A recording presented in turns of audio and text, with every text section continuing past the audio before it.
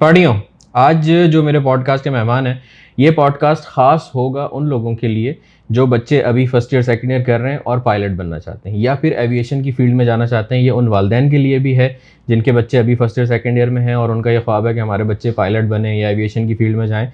तो उसकी गाइडेंस आपको पूरी प्रॉपर कि कहाँ जाना है, क्या करना है, किस तरीके से करना है, कहाँ एडमिशन लेना है, पाकिस्तान में करना है तो कैसे, यूके में करना है तो यूएस में करना है, तो ये सारी डिटेल्स जो हैं आपको इंशाअल्लाह रहमान इस पॉडकास्ट में मिलेंगी। मेरे साथ हैं मोहम्मद बिलाल कुरैशी साहब। Sir, welcome to the podcast. Thank you for having me sir, बहुत बहुत शुक्रिया। Most welcome. सबसे पहले जो हम हमेशा अपने पॉडकास्ट शुरू करते ही साथ लोगों को ये बोलते हैं कि सब्सक्राइब हु इज़ चलें ये भी ठीक है, सब्सक्राइब कर दें, लेकिन मेरा सवाल आपसे ये था कि हु इज़ मोहम्मद बिलाल कुरैशी। अच्छा जी सर, मोहम्मद बिलाल कुरैशी वैसे तो एक आम सा बंदा है जिसको थोड़ा सा अनयूजुअल सा शौक था बचपन से ही। जद्दा में ही रहे हैं, जद्दावी हैं बाय हार्ट। ठीक है, जद्दा छोड़ दिया है। हाँ, पीएचडी 2013 से ग्रेजुएट किया था। जद्दा छोड़ दिया है, लेकिन जद्दा ने नहीं छोड़ा हमें बहरहाल। लेकिन ये है कि मुझे क्योंकि पाकिस्तान आते जाते थे तो जहाज़ों का देख देख के बड़ा शौक होता था ना कि ये कैसे है। मैं छोटा होता था तो मेरे अल्लाह बख्शे मेरे मामू होते थे, वो मुझे कहते थे आओ जहाज़ों की बातें करते हैं। तो उस ज़माने से वो जहाज़ों की बातों से लेके आज 24-25 साल उम्र हो गई है, लेकिन वो जहाज़ दिल से नहीं निकले। सही। तो स्कूल टाइम में तो टेक गीक भी थे, कंप्यूटर लैब में घुसे रहते थे, टुल्ले मार के भी उधर ही जाते थे। तो टीचर्स को लगता था कि शायद ये कंप्यूटर इंजीनियरिंग और इसमें जाते थे। हमारे एक सर थे मुनीर खान, जिनके साथ हमने सर मुनीर खान जी, वो मेरे इलाके के ही हैं। तो उन्होंने मेरे वालिदैन से कहा कि जी इसको आप उधर ही भेज दें सॉफ्टवेयर इंजीनियरिंग या सीएस वगैरह के लिए। तो मैं अल्लाह भला करे आपका, मैं पहले गया पाकिस्तान, उधर मैंने सरहद यूनिवर्सिटी में एडमिशन लिया टेलीकॉम में कि यार सीएस तो हर कोई करता है, यूनिक करते हैं कुछ। ओके। पहला सेमेस्टर पूरा नहीं किया, भाग गया वहाँ से। ओके, समझ नहीं आई अलजबरा और पता नहीं क्या क्या। हमने कहा भाई ये अपने हमसे तो ना हो पाएगा। सही है। मीनवाइल मेरा ये होता था कि जब मैंने यूनिवर्सिटी छोड़ दी, मैं मई में मैंने मतलब मार्च में ज्वाइन की, मई में छोड़ दी। ठीक है। और ये बिल्कुल आपने वही किया है। ये आपने कहाँ तक पढ़ा है? परसों तक 10 बजे तक। हाँ, 10 बजे तक। ठीक है। खैर, जब मैंने यूनिवर्सिटी छोड़ी ना, तो मैं उन दिनों ना देखता था, एक आती थी उस वक्त, नई नई आई थी, एक सीरीज आई थी नेशनल जियोग्राफिक पे, अल्टीमेट एयरपोर्ट दुबई। ओके। उसके 4 सीजन हो चुके हैं शायद। उस वक्त सीजन 1 आया था। उस सीजन 1 में एक बंदा था, वो अभी भी उधर ही दुबई एयरपोर्ट पे काम करता है। वो होता है ना, कभी कभी कोई किसी की बात आपको क्लिक कर जाती है, आप कहती है यार मुझे यही मेरे लिए यही कुछ है। उसमें एक बंदा है, उसका नाम है नाइजल फर्नांडिस। वो डिस्पैचर था उस जमाने में। उसने एक बात बोली कि जी I love my job, even if you call me at 3 AM I would still do it. Okay. वो बात मुझे बस क्लिक कर गई कि यार ये बंदा ऐसा क्यों कह रहा है कि ऐसी कौन सी जॉब है ये, ऐसी क्या जॉब है। खैर उस वक्त तो खैर इतना कुछ नहीं पता था। उस जमाने में ये पॉडकास्ट और ये सारी चीजें इस जबान में भी नहीं होती थी, शायद अंग्रेजों में होती हो, लेकिन हमारी जबान में इस तरह की कोई चीज अवेलेबल नहीं थी। सही। खैर उस वक्त मैंने तैयार कर लिया कि क्योंकि मुझे उस वक्त मैं एविएशन खुद से पढ़ रहा था 7th क्लास से। ओके। उस जमाने में PS1 की गेम आती थी जेडी गो, बिल्कुल मैं वो खेलता था। जापान एयरलाइंस की। फिर उसके बाद मैंने फ्लाइट सिमुलेटर माइक्रोसॉफ्ट का वो चलाना सीखा। जब मैं यूनिवर्सिटी में गया, मैंने एविएशन मैनेजमेंट में ग्रेजुएट किया था। मैं जब यूनिवर्सिटी में गया तो वो जो कुछ पढ़ाते थे वो आधे से ज्यादा बातें तो मैंने सिमुलेटर में सीखी होती थी। ओके। तो वहां से फिर जो है ना चीजें बहुत ज्यादा इंटरेस्ट डेवलप होता रहा। अच्छा, मीनवाइल यहाँ पर एक बहुत मजे की बात है कि अगर आपको एविएशन का शौक है ना, मैं थोड़ा सा ट्रेडिशन पे आता हूँ कि वो यही है कि लड़का है तो पायलट बनेगा, लड़की है तो एरोस्टेस बनेगी। ये जो है ना टैबू बहुत फेस किया। मुझे वो लोग मशवरा देते थे जिन्होंने टिकटिंग का कोर्स किया था, और वो कहते थे कि भाई नहीं एविएशन में मत जाओ, इसका तो कोई स्कोप ही नहीं है। देखो मैंने कोर्स किया, मुझे नहीं मैंने कोर्स किया, मुझे जॉब ही नहीं मिली। अच्छा, ठीक है, ऐसी बातें भी मैंने सुनी, लेकिन मैं कहता था नहीं यार, मैं अपना रास्ता मैं खुद बनाऊंगा। बिल्कुल ठीक है। ठीक है। तो उस वक्त फिर मेरा उस वक्त जब वो डिस्पैचर वगैरह को देख के उस वक्त प्लान किया कि नहीं भाई हम भी यही करेंगे। तो जी दुबई जाएंगे, वहाँ से ये करेंगे। लेकिन हमारे वालिदैन उस वक्त के भाई, उन्होंने कहा भाई हम ऐसी जगह भेजेंगे जहाँ हम खुद आ सकें, वीज़ा ना लेना पड़े। ठीक है। तो मेरे अब्बा ने कहा भाई तुमने जो भी करना है ठीक है, पहले तुम यूनिवर्सिटी छोड़ के आ गए हो, लेकिन अगर अभी भी कुछ करना है तो पाकिस्तान में ही देखो, खुदा ना खास्ता कोई ऊंच नीच हो। इकलौता भी हूँ तो ज़रा वालदा बहुत ज़्यादा करती थी, अल्लाह यरहम। तो वो फिर हमने लाहौर में, हमें पता चला जी कि यूनिवर्सिटीज़ जो हैं वो एविएशन मैनेजमेंट ऑफर कर रही हैं। तो अब्बू का एक शौक था, वो एविएशन मैनेजमेंट की डिग्री मुझे अब काम आती है। वैसे कोई नहीं पूछता, लेकिन अब काम आई, जो कि मैं आज कराने के लिए गया हुआ था उसके लिए। ठीक है। तो खैर एविएशन मैनेजमेंट से बेसिकली स्टार्ट लिया था। मीनवाइल मुझे एयरलाइन पायलट बनने का कोई शौक नहीं था। फ्लाइंग का शौक है, आज भी है। फ्लाइंग कभी कभी मूड होता है, पाकिस्तान जाते हैं, कहीं मौका मिलता है, करते हैं। सही, ठीक है। पिछले साल कीनिया गया था, वहाँ भी की थी। ओके। तो फ्लाइंग का शौक है, लेकिन एयरलाइन पायलट बनने का शौक नहीं है, क्योंकि एयरलाइन पायलट बनना एक डिफरेंट दुनिया है।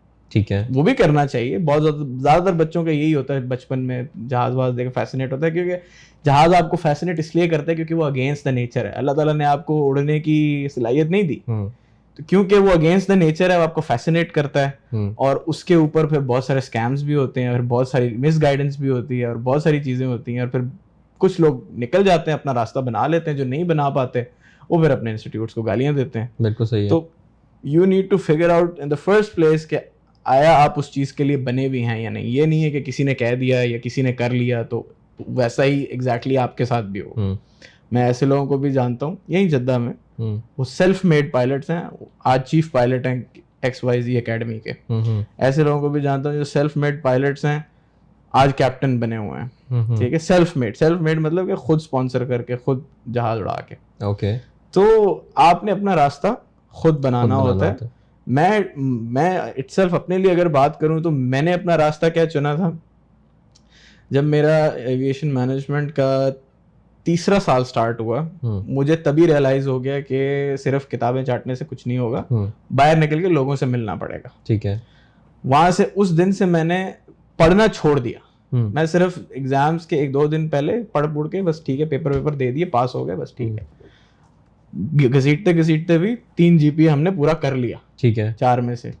लेकिन क्या कि हमने यही किया कि भाई 10 लोगों में जाके उठना बैठना, इंडस्ट्री के लोगों से जाके बात करना कि जी क्या है, कैसे है, कम्युनिटीज़ में बैठना एविएशन की, कि अच्छा यार, ताकि कनेक्टेड रहें दुनिया में क्या चल रहा है, ब्लॉग्स वगैरह फॉलो करना, एविएशन की जितने वो चीज़ें थी वो फॉलो करना। वहाँ से मुझे एक ये हुआ कि यार हमारी ज़बान में ये सारी चीज़ें होनी चाहिए। ठीक है, that's how aviation Geeks comes to an existence। जबरदस्त। एविएशन गीक्स से पहले कुछ 10-12 प्लेटफॉर्म्स ऐसे हैं, उनमें से 1-2 का मैं आपको नाम बता सकता हूँ। एविनेशन हमने स्टार्ट किया था, मैंने अपने नाम से, कुरैशी एविएशन के नाम से स्टार्ट किया था। लेकिन फिर एविएशन गीक्स भी एक ऐसी टर्म है, जिस तरह हम टेक गीक बोलते हैं कि भाई गीक है ये बंदा, मतलब इसको अच्छी लगती है, या ये इसको बहुत ज़्यादा वो करता है। एविएशन गीक एक ऐसी टर्म है, या एव गीक ऐसी टर्म है जो सारी दुनिया में बोली जाती है। बिल्कुल सही है। लेकिन इस नाम से कोई प्लेटफॉर्म एग्जिस्ट नहीं करता दुनिया में। ओके। कोई प्लेटफॉर्म एग्जिस्ट नहीं करता सिवाय मेरे। ओके। तो ये एविएशन गीक आपका प्लेटफॉर्म है। एविएशन गीक्स के नाम से अगर आप गूगल पे सर्च करेंगे तो सबसे पहले मेरी वेबसाइट आएगी, जबरदस्त, aviationgeeks1.com। अब बहुत सारे लोग मुझसे पूछते हैं aviationgeeks1.com क्यों है। aviationgeeks.com aviationgeeks.com 1997 में किसी ने डोमेन लेकर रजिस्टर की हुई है, and it's for sale for around 24,000 riyal. Okay, ठीक है। मेरा शुरू से ये था, और basically that was inspired by you, कि आपके जितने सोशल मीडिया यूजर नेम्स होने चाहिए वो एक हों, ताकि कोई भी आपको सर्च करे तो एक यूजर नेम से। बिल्कुल ऐसे ही। तो एविएशन गीक्स यूजर नेम कहीं पर भी एक जैसा अवेलेबल नहीं था, तो मैंने उसके आगे 1 लगा दिया, वो सब पे अवेलेबल, हर जगह अवेलेबल था। तो आप दुनिया के किसी भी प्लेटफॉर्म पे एविएशन गीक्स 1 सर्च करें, आपको मेरा एविएशन गीक्स, जबरदस्त। तो सेम एज फिर 1.com हमने कर दी वेबसाइट। बेहतरीन। कुरैशी साहब, अब ये तो हो गया आपका इंट्रो, माशाल्लाह, कि आपने कैसे स्टार्ट किया एविएशन मैनेजमेंट में जाके, माशाल्लाह आपने फिर वो की, हमारी लैंग्वेज में ये वाली सारी चीज़ें अवेलेबल नहीं थी, उसके लिए आपने एविएशन गीक बनाया। ठीक है, अब हम एविएशन गीक पे भी आते हैं, और उसको भी हम ज़रा डिटेल में आपसे सुनेंगे कि क्या क्या चीज़ें उसके अंदर होती हैं, क्या कर सकते हैं, इन लोगों को किस तरीके से हेल्प कर सकती हैं एविएशन गीक। लेकिन उससे पहले आप मुझे ये बताएं कि जैसे फॉर एग्जांपल अभी एक बच्चा है, फर्स्ट ईयर में है या 9th में है, मैट्रिक में है, और फर्स्ट ईयर सेकंड ईयर के बाद वो एक एज अ पायलट बनना चाहता है, ठीक है, तो आप ये कह लें कि कमर्शियल पायलट हो गया या एयरलाइन पायलट जिसको हम अपनी जबान में कह लें कि जो जहाज उड़ रहे होते हैं उसका पायलट बनना चाहता है, तो क्या तरीका है एयरलाइन में, और वो पाकिस्तान जाके पढ़ना चाहता है? ठीक है, सबसे पहले तो देखें एयरलाइन पायलट जो है वो बनना इटसेल्फ कोई इतनी बड़ी चीज़ नहीं है, ठीक है, आप कोई भी बन सकता, you just have to be a normal human being. बहुत सारे लोगों ने कहा है जी उनका हम आएंगे मिसकंसेप्शंस पे भी आएंगे अभी कि जी मेडिकल ये होता है वो होता है, लेकिन एक आम बंदे के लिए अगर वो कहता है जी मैंने एयरलाइन पायलट बनना है, उसके लिए मैं चाहूँगा कि मैं आपको कुछ एक कहते हैं ना डिस्क्लेमर दे दूँ पहले, ठीक है। एविएशन इंडस्ट्री हमारे पाकिस्तान में, अभी पाकिस्तान में रहता हूँ, बाद में बाहर आऊँगा, ठीक है, पाकिस्तान में इत्तू सी है, ठीक है, हार्डली हमारे पास चार एयरलाइंस हैं, 100 जहाज तो दूर की बात है, हमारे पास 70 जहाज भी पूरे नहीं है मिला के, सब एयरलाइंस के मिला के, प्राइवेट भी अगर आप मिला लो, सब कुछ भी अगर कर लो, सिविलियन जहाज आपके पास हार्डली 150 जहाज है पाकिस्तान में, ओवर 220 मिलियन पॉपुलेशन। उसकी वजह ये है कि हमारे पाकिस्तान की इकोनॉमिक कंडीशंस ऐसी हैं कि हर एक पॉपुलेशन का बहुत बड़ा हिस्सा है जो कि अफोर्ड ही नहीं कर सकता ticket to buy and fly, ठीक है, या फिर वो प्रेफर करता है टू हैव ऑल्टरनेटिव्स, ट्रेन हो गई, बस हो गई, क्योंकि अब तो माशाल्लाह रोड्स भी काफ़ी अच्छी हैं पाकिस्तान में। और दूसरा ये कि हमारी जो मिडिल क्लास है वो बहुत पाकिस्तान की बहुत छोटी है। मैं थोड़ा सा टेक्निकल उसमें इकोनॉमिक्स में जा रहा हूँ, लेकिन ये है कि कट शॉर्ट बात है कि इंडस्ट्री बहुत छोटी है, लेकिन अगर आपको इस चीज़ का शौक है, मैं इस लफ्ज़ को शौक और पैशन को बहुत ज़्यादा इस्तेमाल करूँगा यहाँ पे, क्योंकि सिर्फ एविएशन नहीं, कोई भी इंडस्ट्री हो, अगर आप कंटेंट क्रिएटर हैं तो being a content creator requires you to have a hard work and go through grind and struggle. True. Same goes for aviation. आपको उस grind और struggle से गुजरना पड़ता है। मेरे पास पता नहीं कितने बच्चों के मैसेज आते हैं, अच्छा मैं ये कर लूँ तो मेरी कितने की नौकरी निकल जाएगी। अबे भाई तुम अभी इस चीज़ के ऊपर क्यों जा रहे हो? तुम पहले कुछ कर तो लो, कुछ पहले समझ तो लो कि तुम्हें करना क्या है। अभी से तुम इस चीज़ की फिक्र करके बैठ गए हो कि अभी मुझे नौकरी कितने की मिलेगी, जैसे तुम्हारे 3 बच्चे पीछे रो रहे हैं। तो होता है हमारे यहाँ थोड़ा सा ये है ना, सोसाइटल प्रेशर होता है लड़कों पे कि यार मैं बड़ा होना है, फैमिली को सपोर्ट करना है, वो ठीक है, लेकिन अगर आप उस चीज़ को अपने ऊपर हावी कर लोगे तो आप कुछ भी नहीं कर पाओगे। अपने शौक को अगर आप मजबूरी बना लोगे तो उससे फिर आप उकताओगे ही, आप उससे कुछ कर नहीं सकते, कुछ नहीं कर सकोगे। सो ये आपको रियलिटी चेक अपने पास होना लाजमी है कि इंडस्ट्री बहुत छोटी है, लेकिन अगर फिर भी आपको ऐसा लगता है कि आप अपनी जगह बना सकते हैं और आपको अपने ऊपर यकीन है कि नहीं मुझे इस चीज़ का शौक है, I can get through it, then go for it. उसके बाद तरीक़ेकार ये है कि आपको जो नॉर्मल आम तरीक़ेकार है जो सारी दुनिया में है, मतलब उसका प्रोसेस डिफरेंट हो सकता है, लेकिन रिक्वायरमेंट एक ही है सारी दुनिया में। ठीक है, ए लेवल्स या हायर सेकेंडरी स्कूल होना चाहिए आपके पास, क्लास ए मेडिकल बोलते हैं या क्लास 1 मेडिकल बोलते हैं कुछ डिफरेंट कंट्रीज में, वो होना चाहिए। कोई इतना वो सोफिस्टिकेटेड नहीं है, अगर आपके ग्लासेस भी लगे हुए हैं तो आपको ग्लासेस के साथ 6x6 नजर आना चाहिए। हाइट की कोई ऐसा जितनी कोई खास रिक्वायरमेंट्स नहीं है, हाइट के बजाय रीच की रिक्वायरमेंट्स होती हैं, वो भी इतनी वो नहीं होती। It basically wants you to be a normal human being, कोई ऐसा इतना वो नहीं है। उसके बाद मतलब ये भी एक मिसकंसेप्शन ही है कि भाई अगर आपको चश्मे लगे हुए, क्योंकि मुझे पर्सनली पायलट बनना था तो मुझे एक दूर के कज़न ने कहा था कि नहीं आपको तो चश्मे लगे हुए, आप पायलट नहीं बन सकते, तो उसके बाद से मैंने उस पर कोई रिसर्च ही नहीं की थी। नहीं, ऐसा कुछ नहीं है। अगर आपको चश्मे लगा के 6x6 नजर आता है, आप अंडरस्टैंड करते हैं 6x6 क्या है, इट्स नॉर्मल, इट्स फाइन, ठीक है। हाइट का भी कोई इतना इशू नहीं है। तो ये है। उसके बाद आप किसी भी फ्लाइट स्कूल को ज्वाइन करें। पाकिस्तान में लाहौर में पहले बड़े अच्छे हालात होते थे, हमारे पास वाल्टन एयरपोर्ट था, लेकिन अब वो ख़त्म हो गया। लामा इकबाल इंटरनेशनल एयरपोर्ट पे आपको 3 फ्लाइंग क्लब्स मिलेंगे। मुल्तान में एक है, रावलपिंडी में 2 हैं, पेशावर में एक है, फ़िलहाल आजकल बंद है, फैसलाबाद में है, कराची में है। आप किसी भी फ़्लाइट स्कूल को ज्वाइन करें, you need to complete 200 flying hours. 40 घंटे जब आप अपने पूरे करेंगे तो आपको प्राइवेट पायलट के एग्जाम्स देने होंगे। फिर उसके बाद आप बाकी के 150 आवर्स पूरे करेंगे, ऑलमोस्ट 194 to 200 आवर्स। और बेसिकली ये सब कुछ आपके ऊपर डिपेंड करता है। जिस तरह एसीसी है ना कि आपने जितनी जल्दी पेपर क्लियर किए उतनी जल्दी आपको होगा, इसमें भी यही होता है कि आप जितनी जल्दी अपने आवर्स और अपने पेपर क्लियर करोगे उतनी जल्दी आपको लाइसेंस। आवर्स से क्या मुराद है आपकी? घंटा, प्रॉपर घंटा। ये एक तो क्रेडिट आवर्स होते हैं ना, वो क्रेडिट आवर्स भी ये होते हैं ना कि आपने हर सब्जेक्ट को 1 हफ्ते में 3 घंटे देने हैं। ठीक है, इसका ये है कि आपने एक्चुअली 1 घंटा उड़ाया है तो वो 1 घंटा काउंट होगा। ठीक हो गया, ठीक हो गया। अच्छा, तो अगर इसमें तकरीबन आप ये कह लें कि जुर्माना कितना आता है, खर्चा कितना होता है? अगर आप पाकिस्तान की बात करें तो इस वक्त अल्लाह आपका भला करे 45 से 50 लाख। 45 से 50 लाख रुपए? यस। कितने घंटे के? 200 घंटे के। 200 घंटे। और इसमें आपको एंड में क्या मिलता है? आपको मिलता है कमर्शियल पायलट लाइसेंस, CPL। ठीक है। इसके बाद आप एलिजिबल टू अप्लाई हो जाते हैं फॉर कैडेट प्रोग्राम्स। ठीक है। लेकिन यहाँ पे सिर्फ यहाँ पे आके आपकी ब्रेक लग जाएगी, आप यहाँ से आगे जा नहीं पाएंगे। क्यों? क्योंकि सिर्फ 200 घंटे वालों को कोई यूजुअली हायर नहीं करता पाकिस्तान में सिवाय PIA के, और PIA में हायरिंग बहुत अरसे से बंद है। ठीक है। लास्ट टाइम 2017 या 18 में हुई थी, उसके बाद से बंद है, क्योंकि जब तक एयरलाइन ग्रो नहीं करेगी, जहाज नहीं लाएगी, जब से उसको पायलट्स की जरूरत नहीं होगी तो वो हायर नहीं करेगी। तो अब यहाँ से आपकी ग्राइंड स्टार्ट होती है बेसिकली। इसलिए यहाँ पर मैं थोड़ा सा कॉन्वर्सेशन को इधर लेके जाता हूँ। इससे पहले कि आप CPL की तरफ जाएं, आप अपना बैकअप रखें।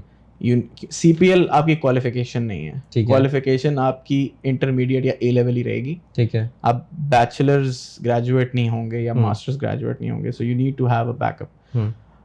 आप अपनी मर्जी की कोई फील्ड जो भी आपको लगता है आप परस्यू कर सकते हैं, आप वो करें। मैं यही सजेस्ट करता हूँ यूजुअली कि अगर आपने इसी तरह का कुछ करना है साथ में बैकअप के लिए, और आप चाहते हैं कि आप एविएशन से भी कनेक्ट करें, then you go for aviation management. सही। लोग कहते हैं कि जी आप बैकअप में कुछ और कर लें, लेकिन मैं ये समझता हूँ कि अगर आपका दिमाग कहता है कि भाई आपको सिर्फ जहाज समझ आते हैं, तो फिर आपको वही समझ आएंगे, आपको A² + B² नहीं समझ आएगा। मे भी आप शायद रटर लगा के किताबें चाट के कर भी लेंगे, लेकिन आप वो फायदा उस चीज़ का कोई नहीं है। CPL करने के बाद अगर इफ़ यू आर लकी, अगर PIA में ऐड आ जाता है हायरिंग का, तो आप जा सकते हैं PIA में। PIA में एंट्री टेस्ट होता है, एंट्री टेस्ट में अगर आप स्कोर करते हैं अच्छा, तो फिर आपके आगे की जर्नी स्टार्ट हो जाती है। फिर आपको एयरलाइन जो है वो ट्रेनिंग कराती है अपने जहाज़ की, क्योंकि जिस तरह हमारे पास गाड़ियों का लाइसेंस होता है ना, अब हमारे पास नॉर्मल प्राइवेट गाड़ी का लाइसेंस है, हम सिर्फ ये छोटी गाड़ी चला सकते हैं, हम ट्रक नहीं चला सकते। इस तरह जो जहाज़ों का लाइसेंस होता है उसमें लाइसेंस एक ही है, लेकिन उस पर फिर आपको इंडोर्समेंट्स मिलती हैं। सही। इंडोर्समेंट्स को हमारी टेक्निकल ज़बान में कहते हैं टाइप ट्रेनिंग या टाइप रेटिंग। अब लेट्स से एक एयरबस A320 जहाज़ है, मुझे वो उड़ाना है, तो मुझे उसकी पहले टाइप रेटिंग चाहिए, अपने लाइसेंस के ऊपर ठप्पा चाहिए कि भाई मैं ये जहाज़ उड़ा सकता हूँ। ठीक है। उसकी ट्रेनिंग डिपेंड करता है आप किस एयरलाइन में हायर होते हैं, आप किस एयरलाइन को, कौन सी एयरलाइन आपको किस टाइप के जहाज़ के ऊपर भेजती है। तो अगर आप PIA में जाते हैं तो PIA सबसे पहले आपको अपने सबसे छोटे जहाज़ की ट्रेनिंग कराएगी, फिर उसके बड़े प्रमोशन, फिर आहिस्ता आहिस्ता जब आप कैप्टन बनेंगे तो वो साथ साथ अपग्रेड होता रहेगा। लेकिन ये हमेशा आपको एयरलाइन खुद कराती है। ठीक है। आपको करने की जरूरत नहीं है, आप अपनी जर्नी CPL तक कर सकते हैं। If you get lucky you can get into the PIA। ठीक है। लेकिन अब अगर आप चाहते हैं कि जी अब आप समझते हैं कि भाई मैं तो यार एवरेज सा बंदा हूँ, मैं कैसे जाऊँगा PIA में या कैसे करूँगा, अब उसका फिर आगे थोड़ा सा ये तरीका है कि आप थोड़ी सी इन्वेस्टमेंट और करें। उसके आगे एक ये होता है कि आप कोर्स करें, फ्लाइट इंस्ट्रक्टर कोर्स। ठीक है। ठीक है। उसमें ये होता है कि आप बन जाते हैं टीचर, और आपको हायर कर लेता है कोई ना कोई फ्लाइंग क्लब पर आवर के हिसाब से कि अब आप बच्चों को सिखाएं। सही। उससे होता ही है कि आपके ना आवर्स बिल्ड होना स्टार्ट हो जाते हैं। बिल्कुल सही है। एयरलाइंस में आपकी हायरिंग होती है आवर्स की बेसिस पे। एयरलाइंस में भी अब बैचलर्स मांगने लग गए हैं, लेकिन ये है कि hours are the main concern कि आपका फ्लाइंग एक्सपीरियंस कितना है।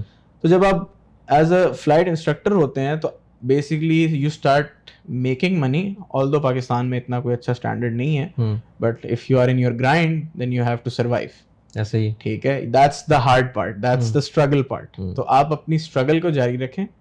मैं ऐसे लोगों को भी जानता हूँ जिन्होंने पेट्रोल पंप पे काम करके पैसे जमा करके फ्लाइंग पूरी करके अपने घंटे पूरे किए हैं। 2 हफ्ते काम करते थे, पैसे जमा करते थे, और बाद में अपने घंटे पूरे करते थे जहाज रेंट पे लेके। ओके। ठीक है। सो आप अगर आपने ग्राइंड करना है तो फिर आप इस वो चीज तो आप mind किसी से भी तरह करें, कर सकते वो आप हैं। किसी भी तरह कर सकते हैं। देखें अभी तक की आपकी जो बात है उससे अगर मैं एज अ स्टूडेंट सोचूं तो मैं बड़ा यानी ये कह लें कि डिसहार्ट हो रहा हूँ और बड़ा नेगेटिव हो रहा हूँ कि यार आई एम सॉरी। मैं तो मतलब पायलट इतनी आसानी से नहीं बन सकता। ठीक है, तो इसका तरीका क्या है? एक तो आपने ये बता दिया कि इंस्ट्रक्टर बन जाओ, ठीक है, तो उससे आपके आवर्स बढ़ते रहेंगे और उसी हिसाब से ये होगा कि आपको कोई ना कोई एयरलाइन, क्योंकि आपको बेस्ड ऑन आवर्स हायर करती है, तो हमें कोई ना कोई एयरलाइन हायर कर लेगी। ठीक है, कोई ना कोई से मुराद सिर्फ ये नहीं है कि सिर्फ ओनली पाकिस्तानी एयरलाइंस, बाहर भी आप कर सकते हैं, लेकिन बाहर में ये हो जाएगा कि यूजुअली बाहर में जो है वो थोड़ा सा फिर कहते हैं कि अगर आपके पास फ्लाइंग एक्सपीरियंस तो हो लेकिन इस स्पेसिफिक जहाज का हो। अच्छा, ठीक है, तो वो जो आप बेसिक एक्सपीरियंस जो बनाना चाहते हैं आप हो सकते हैं, इसमें कोई शक नहीं है। नहीं, अभी तक की जो आपकी बात है ना, अभी तक की जो आपकी बात है बीइंग स्टूडेंट, मुझे ये लग रहा है कि यार मत करो। मैं अगेन वही यही बात कहूंगा, अगर आपको लगता है ना कि आप भाई आपको वाकई शौक है, पैशन है, आप मुफ्त में भी कर सकते हैं वो चीज। आपको अगर किसी चीज का शौक का डिसाइड करना ना कि मुझे इस चीज का शौक है या नहीं, आप वो चीज 6 महीने तक मुफ्त में करके देखें कि आप वो कर सकते हैं या नहीं, आपको पता चल जाएगा कि आप कर सकते हैं, ये पैशन है या नहीं, ये पैशन है या नहीं। ठीक है, अगर आपको वाकई पैशन है आप करेंगे। लोग कर रहे हैं, लोग करते हैं, लोगों को ग्राइंड लोगों को मैंने देखा है, मैं जानता हूं और मैंने उनको कामयाब होते देखा है। क्योंकि ग्राइंड से जब तक आप नहीं गुजरेंगे, हमारे यहाँ प्रॉब्लम असल में यही है कि आप चाहते हैं कि जी मैं किसी तरह शॉर्टकट कर लूं। शॉर्टकट भी है बाय द वे, लेकिन वो बहुत महंगा है। ठीक है, उस पे आ जाएं या ये काफी है? ये लेके चलें, पूरा लेके चलें आगे तक। पहले इसको थोड़ा सा कंप्लीट कर लें। जब आप फ्लाइट इंस्ट्रक्टर का कोर्स कर लेते हैं, अपने घंटे बिल्ड कर लेते हैं, 1000-1500 घंटे आपके हो जाते हैं विद इन पाकिस्तान या बाहर भी।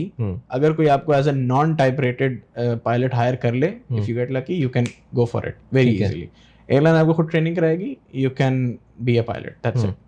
लेकिन अगर आप कहते हैं कि जी मैं अब इंस्ट्रक्टर तो बन गया हूँ और मैं बाहर की एयरलाइन ही मुझे हायर करे, तो वो एग्जैक्टली इतना मतलब इसका अगर शॉर्ट पाकिस्तान में शायद आप चल जाएंगे। अगर मतलब आप इसकी अगर शॉर्ट बात करें तो वो ये है कि आप अपनी कंडीशंस रख के पायलट नहीं बन सकते। आपको ग्राइंड करना है ही करना। यस, ग्राइंड आपको करना पड़ेगा, ग्राइंड से आप नहीं बच सकते अनलेस आप कहें कि जी मैं जो है ना I can afford, there is a way. एक लाइसेंस है, it's called multi crew pilot licence. Okay, ठीक है, ये बेसिकली डिज़ाइन किया गया था, इट्स मेरे एक बड़े अच्छे दोस्त हैं, उन्होंने ये किया था। वो कहते हैं जी it's a fast track to the right seat of an airline aircraft. Right seat basically first officer की होती है, जो को पायलट होता है। कैप्टन तो फिर आप बहुत बाद में बनते हैं।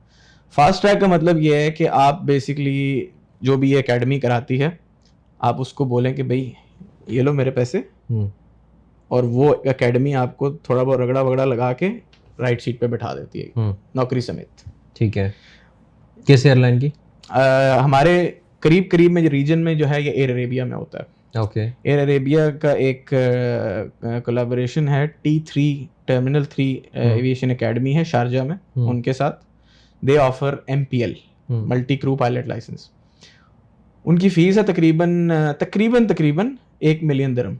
ओके, ठीक है, वो बेसिकली आपको ये CPL VPL के झंझट में लेके ही नहीं जाते। वो सिर्फ आपको बेसिक ट्रेनिंग कराते हैं सीधा एयरलाइन के जहाज पे। ठीक है, वहां से फिर आपको यानी वो 1 मिलियन दिरहम भर के आपको जॉब मिल रही है। मैं आपको तरीका बताता हूँ। इसकी पूरी एक पॉडकास्ट पड़ी हुई है मेरे एविएशन गीक्स के ऊपर भी, लेकिन मैं आपको उसकी शॉर्ट समरी बता देता हूँ। उसका बेसिकली 1 मिलियन दिरहम में आपको क्या मिल रहा है?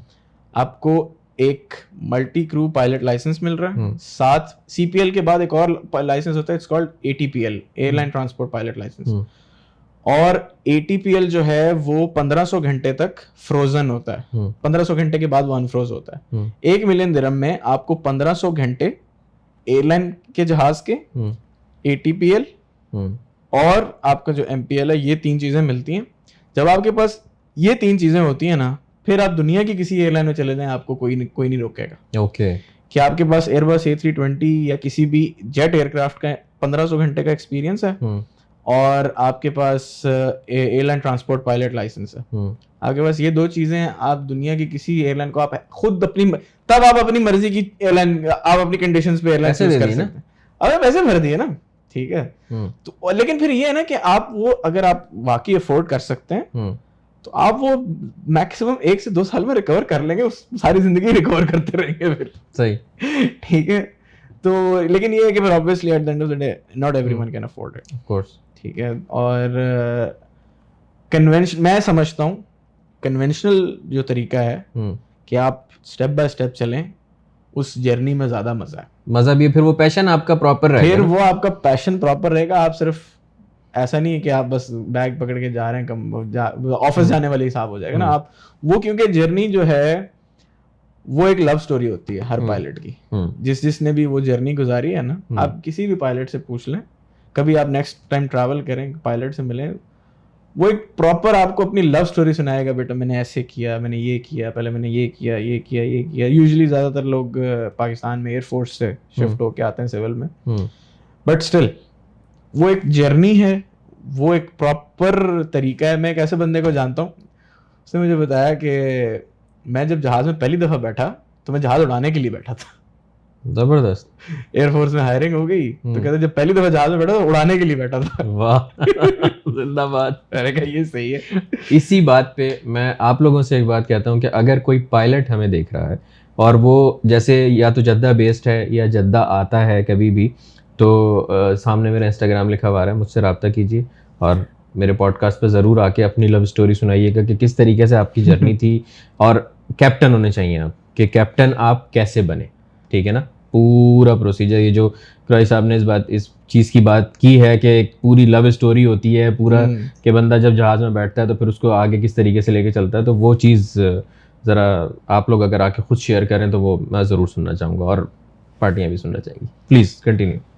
तो बेसिकली मैं खुद अगर मैं मुझे पायलट बनना होता तो मैं कन्वेंशनल तरीके को ही चूज़ करता, बट अगेन मुझे ये चीज़ अपने जहन में रखनी है कि इट विल टेक टाइम। ठीक है, मिल जाती है, जॉब भी मिल जाएगी, शादी भी हो जाएगी, सब कुछ हो जाता है, लेकिन ये कि आप बेसब्रे ना हो। आप करने से पहले ही जो है ना लोगों को मैसेज करके ना पूछे कि भाई नौकरी की मिलेगी तो सैलरी कितनी होगी। एक बच्चा नॉर्मली अगर 16-17 साल की उम्र में सेकंड ईयर करके निकल आता है, ठीक है, हाँ ऑलमोस्ट।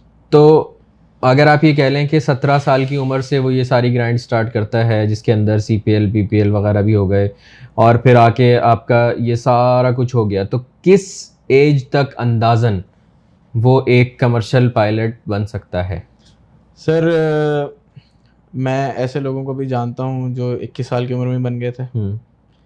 मैं ऐसे लोगों को भी जानता हूँ जिनकी उम्रें 35 साल हो गई लेकिन वो अभी तक एयरलाइन में नहीं जा सके, दूसरी जगहों पे हैं लेकिन एयरलाइन में नहीं जा सके। सही। सो ये totally depends on your journey. ये depends on individually everyone's journey. ये आपके नसीब पे और आपके लक पे डिपेंड करता है। ये आपकी इंडिविजुअल चीज़ है जिसको मैं तो क्या कोई भी जज नहीं कर सकता। वो आप अपना रास्ता खुद बनाते हैं। तो ये मैं एग्जैक्टली नहीं कह सकता कि जी कौन कितनी देर में चल सकता है, क्योंकि मुझे नहीं पता कि कल को PIA जो है ना 25 पायलट्स की हायरिंग का ऐड दे दे और उसमें 25 में जो है ना लोग कोई ना कोई हायर हो जाए, उनमें वो लोग भी बोले सारे 200 आवर्स वाले होने। हाँ, बट PIA यही करती है बेसिकली, इसको कहते हैं कैडेट पायलट प्रोग्राम। हमारे यहाँ प्रॉब्लम शाहीन एयर जब थी, शाहीन एयर ने स्टार्ट किया था, लेकिन शाहीन एयर बेचारी अल्लाह को प्यारी हो गई। लेकिन हमारे क्योंकि बाकी एयरलाइंस तो नहीं अफोर्ड कर सकती, तो फिर हमारी सिर्फ PIA जो है वो करती है। और PIA में फिर ये है कि जब तक या तो लोग रिटायर ना हो या एयरलाइन एक्सपैंड ना करे, तो फिर वो डिपेंड करता है कि कितने पायलट्स अब्सॉर्ब कर सकते। ठीक है, तो ये तो हो गई पाकिस्तान की बात। तो अगर हम पाकिस्तान ना जाना चाहें, US जाना चाहें या कनाडा जाना चाहें, सर मैं सजेस्ट तो यही करता हूँ कि अगर आपने जाना है तो आप US जाएं। कनाडा वगैरह के लिए मैं आई am not sure, but US is the best. उसकी वजह क्या है, US में ऑप्शंस बहुत ज़्यादा हैं, और जब आपके पास ऑप्शंस बहुत ज़्यादा हो जाते हैं तो आपको प्राइस कंपेटिटिव मिलती है। ठीक है। तो US में जो फ्लोरिडा है, मायामी, वो गढ़ है फ्लाइट ट्रेनिंग का। ठीक है। और सैन एंटोनियो में भी बहुत सारे हैं जो गढ़ हैं प्रॉपर फ्लाइंग ट्रेनिंग के। सो आई वुड सजेस्ट आप US में जाएं। US में आपका 40 से 50 हज़ार डॉलर लगेगा, कमर्शियल पायलट लाइसेंस और फ्लाइंग इंस्ट्रक्टर कोर्स, इन दोनों में। ठीक है। वीज़ा टाइप्स, ये सारी चीज़ें, इसके ऊपर मैंने एक पॉडकास्ट की है, बल्कि मैं आपको एक पूरी प्लेलिस्ट दे दूंगा, उसका लिंक आप अपने डिस्क्रिप्शन में दे दीजिएगा। उसमें how to become a pilot in US, Canada, Dubai, MPL जो मैंने अभी डिस्कस किया, मल्टी क्रू पायलट लाइसेंस, और कन्वर्जन ऑप्शंस UK या यूरोप में अगर आप जाके अपना लाइसेंस कन्वर्ट कराना चाहते हैं, इन सारी बातों के ऊपर डिटेल में डिस्कशंस की हैं मैंने, जो ये लोगों ने एक्सपीरियंस किया है। तो मैं अगर वो करूंगा तो एक एक करके करूंगा तो हमारी 8 घंटे की पॉडकास्ट हो जाएगी, क्योंकि 8 से 9 पॉडकास्ट हैं। तो बेहतर यही है कि जिसको शौक होगा वो जाके देख लेगा और उसके लिए आसानी हो जाएगी वहां से। ये तो हो गई पायलट्स की बातें, थोड़ी सी कन्वेंशनल बातें। अब थोड़ा सा दूसरी तरफ चलते हैं, प्लीज लेके चलें। ठीक है, क्योंकि असल जो ब्रेकिंग द स्टीरियोटाइप्स हैं वो यही हैं कि लड़का पायलट के अलावा लड़का भी फ्लाइट अटेंडेंट हो सकता है, कैबिन क्रू हो सकता है, स्टीवर्ड हो सकता है, वो लड़का भी जो है वो और भी बहुत कुछ हो सकता है। ठीक है, तो वो इस तरफ भी थोड़ा सा चलते हैं। जहाज एक पूरी फ्लाइट को कंडक्ट करने के लिए दुनिया भर में ऑन एवरेज 225 लोग लगते हैं। ओके। और वो 225 लोग 42 डिफरेंट डिपार्टमेंट से होते हैं। तो 42 डिफरेंट डिपार्टमेंट्स और 225 लोग इंडिविजुअली, सारे पायलट्स या एयर होस्टेस तो नहीं होते होंगे ऑब्वियसली। पायलट तो 2 होते हैं और एयर होस्टेस या तो 10 होती हैं या 14 होती हैं, ज्यादा से ज्यादा। तो बाकी लोग क्या करते हैं, वो क्योंकि सामने नहीं आते, उनका पता नहीं होता, तो इस वजह से आपको पता नहीं चलता कि जी इसके अलावा भी बहुत कुछ है। सॉरी, यहाँ पे मैं आपको एक चीज़ वो करूँगा, आप यहीं से कंटिन्यू कीजिएगा, क्योंकि नॉर्मली हमें पायलट इसलिए बनना होता है क्योंकि हमें घूमना होता है। ठीक है, ये ज़्यादातर लोगों का पायलट बनने के पीछे मकसद यही होता है कि हमें दुनिया घूमने को मिलेगी। ठीक है, तो आप हमें अभी इसी टॉपिक में ही कंटिन्यू करते हुए ये बताइएगा कि एयर होस्टेस, स्टीवर्ड और पायलट, इन 3 के अलावा भी कौन लोग जहाज के साथ घूम सकते हैं? देखें, अगर आप किसी एयरलाइन के एम्प्लॉई हैं, you are entitled to have free tickets. ठीक है। अब अगर आप हिसाब लगा लें, अगर आप सऊदी एयरलाइन के, एमिरेट्स के या कतर के पायलट हैं, वो फ्री टिकट्स बेसिकली डिपेंड करती हैं कि वो एयरलाइन कहाँ फ्लाई करती है। तो अगर आप कतर एयरवेज के एम्प्लॉई हैं, regardless of being a pilot और इंजीनियर और whatever, you are entitled to have free tickets. Free tickets का मतलब बिल्कुल फ्री नहीं होते, उनके ऊपर टैक्स आपको फिर भी देना होता है, टैक्स एयरलाइन नहीं देती। लेकिन you and your family are entitled to have free tickets. एक ही बात होगी, आपने दुनिया ही घूमनी है ना, ऐसे ही आप ऐसे ही चले जाओ। नहीं, लेकिन मेरा वो जो घूमने वाला मकसद है वो दूसरा है। पायलट या एयर होस्टेस या स्टीवर्ड बन के घूमना इज डिफरेंट, और फ्री टिकट मिलके घूमना इज डिफरेंट। अच्छा, ठीक है। तो जैसे आपने वो वाला घूमना है तो फिर वो पायलट और एयर होस्टेस के लिए, उसके अलावा नहीं, उसके अलावा नहीं होता है। ठीक है, उसके अलावा कभी कभी होता है, इंजीनियर्स वगैरह साथ साथ चले जाते हैं। ठीक है, प्लीज कंटिन्यू, फिर वहीं से कंटिन्यू करें। आपके जो आप कह रहे थे कि ये इतने एयर होस्टेस होते हैं, इतने कैप्टन्स होते हैं और वो होते हैं, उसके अलावा पायलट जो है ना, इस वक्त दुनिया भर में जो नॉर्मल एयरलाइन के जो जहाज होते हैं, उसमें 2 पायलट्स होते हैं। ठीक है, कैप्टन, फर्स्ट ऑफिसर, और उसको को पायलट भी बोलते हैं। तो पायलट हर जहाज के 2 ही होंगे। अभी अगर आप फ्लाइट रडार खोलें तो उसमें आपको 7-8 हज़ार जहाज नजर आ रहे होंगे उड़ते हुए। उसका मल्टीप्लाई बाय 2 कर दें तो यानी कि इतने पायलट्स इस वक्त जहाज उड़ा रहे हैं दुनिया। ठीक है, तो pilot shortage by the way दुनिया में इस वक्त है, ग्लोबली अगर हम बात करें, पायलट शॉर्टेज बहुत ज़्यादा है। बोइंग ने फोरकास्ट की है, कोविड के बाद खैर सारी फोरकास्ट सारी मेस्ड अप हो गई थी, लेकिन स्टिल ग्रोथ जो है ना लोग एक्सपेक्ट कर रहे हैं। अभी भी एयरलाइंस नए जहाज ऑर्डर करती हैं, तो वो जहाज उड़ाने के लिए पायलट्स ही लगेंगे ना। वो अब हमारा एक दोस्त है, उसको किसी बंदे ने बोला, वो पठान था बेचारा, सादा बंदा था, उसको बस थोड़ा सा वो होना था महफिल में। वो ये जी पायलट को इतना मसला नहीं है, वो ये जो हमारा ड्राइविंग लाइसेंस है ना, इसके ऊपर हवा लिख देते हैं तो आप पायलट। ये अच्छा तरीका है। आते हैं अपने दोबारा उसी टॉपिक के ऊपर। मैंने आपको बीच में बात काटी थी, उसी पे आए कि वो जो आपने बताया था कि इतने डिपार्टमेंट्स होते हैं। कितने 200 कितने 225 लोग होते हैं ऑन एवरेज, और ऑन एवरेज 42 डिपार्टमेंट्स होते हैं। उनके बारे में बताएं। देखें, एक जहाज जब उड़ रहा है, उस जहाज में फ्यूल डल रहा है। ठीक है, फ्यूल डालने वाला कोई है। ये गाड़ी का फ्यूल नहीं है कि आपने निकाला और डाल लिया, उसको डालने का तरीका है। ठीक है, उसमें कार्गो लोड हो रहा है। जहाज में जब कार्गो और पैसेंजर लोड हो रहे हैं तो जहाज का वजन बढ़ रहा है, तो जहाज का वजन कैलकुलेट करने का वाला भी कोई बंदा होगा। एक कोई बंदा ऐसा होगा जिसको इस सबकी रिस्पॉन्सिबिलिटी पता होगी, फिर कोई एक बंदा ऐसा होगा जिसने उस जहाज को धकेलना है पीछे की तरफ, जिसको हम पुश बैक कहते हैं कि भाई पीछे जब आता है, हर किसी ने एक्सपीरियंस किया होगा। फिर उसको वो इतना बड़ा जहाज है उसको मेंटेन करना है। एक होती है एरोनॉटिकल इंजीनियरिंग, इस पे मैं बाद में आऊंगा। एक होती है एयरक्राफ्ट मेंटेनेंस इंजीनियरिंग, उस जहाज को मेंटेन करना है। मेंटेनेंस तो चाहिए ना, हम अपनी गाड़ी को मेंटेन करते हैं, तेल पानी चेंज करते हैं, तो जहाज 6 मिलियन पुर्जे होते हैं ऑन एवरेज एक जहाज में, तो उनको मेंटेन करना है, ठीक है, मेंटेनेंस इंजीनियर्स हैं। फिर उसके बाद पैसेंजर्स हैं, वो आ रहे हैं, उनको चेक इन काउंटर पे मिलना, उनको चेक इन करना, फिर उनको जहाज में बोर्ड कराना, डी बोर्ड कराना, उनका बैगेज का हिसाब किताब करना। फिर एयरलाइन की आप एडमिनिस्ट्रेटिव साइड पे आ जाएं, सेल्स है, एडमिन है, मार्केटिंग है, रेवेन्यू है, स्केजुलिंग है, डिफरेंट लोग हैं, ये सारे इंसान ही होते हैं। और ये सारे पायलट नहीं होते, ना ही एयर होस्टेसेस होती हैं, लेकिन होते सारे ये एविएशन रिलेटेड, ये सारे होते वही लोग हैं जो इन जॉब्स के लिए स्पेसिफाइड होते हैं। एविएशन मैनेजमेंट तो अब थोड़ा ट्रेंड बना पाकिस्तान में, लेकिन इससे पहले तो ये लोग वही होते थे जिन्होंने बीए या बीकॉम किया होता था, या ज़्यादा से ज़्यादा बीबीए किया होता था, तो वो ऐसे बस आगे एयरलाइन में। फिर जब आप एयरलाइन में आ जाते हो ना, तो फिर क्योंकि एयरलाइन बिजनेस जो है या एविएशन बिजनेस जो है वो आम नहीं है, वो बहुत डिफरेंट है। उसकी वजह ये है कि आप एविएशन में 99.99% नहीं हो सकते, यू हैव टू बी 100%। उसको 100% बनाने के लिए, क्योंकि जब तक वो सेफ नहीं है, उसको 100% बनाने के लिए ये सारे लोग बैठते हैं, और उनका मकसद यही होता है कि point A to point B आप सही सलामत सुरक्षित पहुंच जाएं।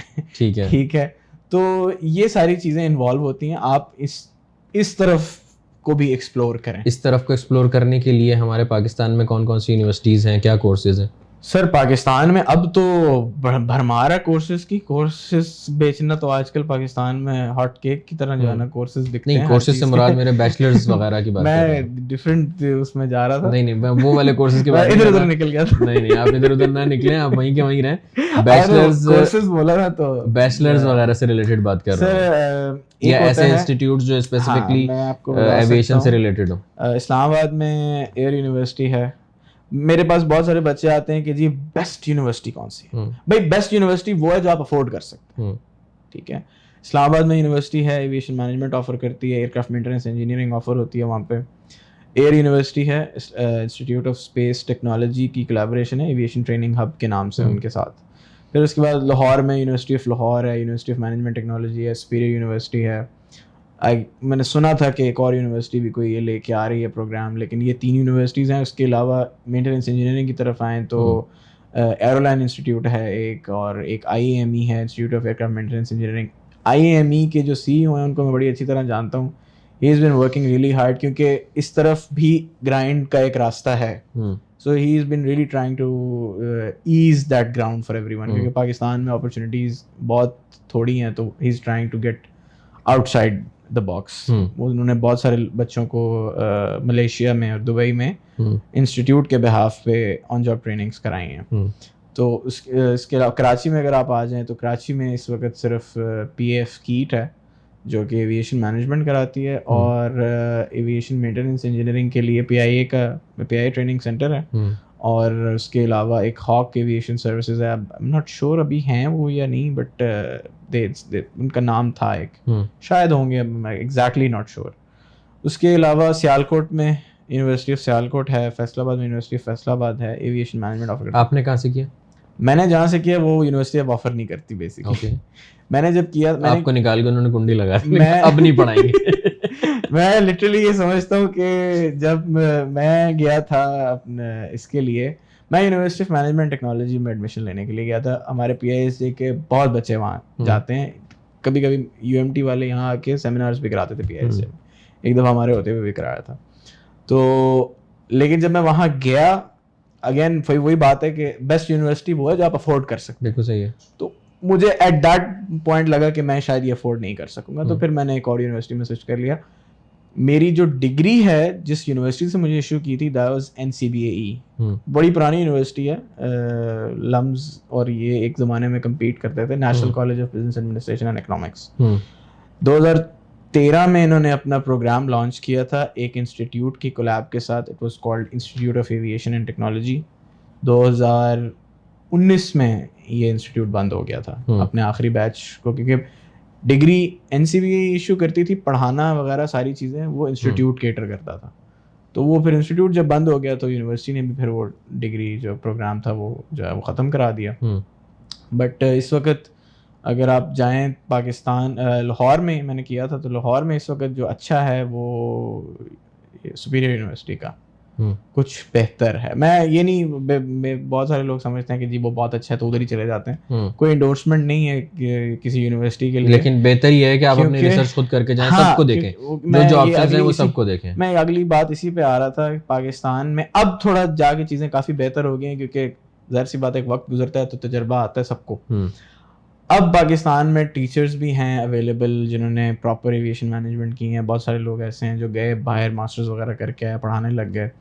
जिन लोगों ने जॉब्स वगैरह की लेकिन फिर वो पढ़ाने वाली साइड पे आ गए. अब आपको ये चीज़ें मिलेंगी सब यूनिवर्सिटीज़ में.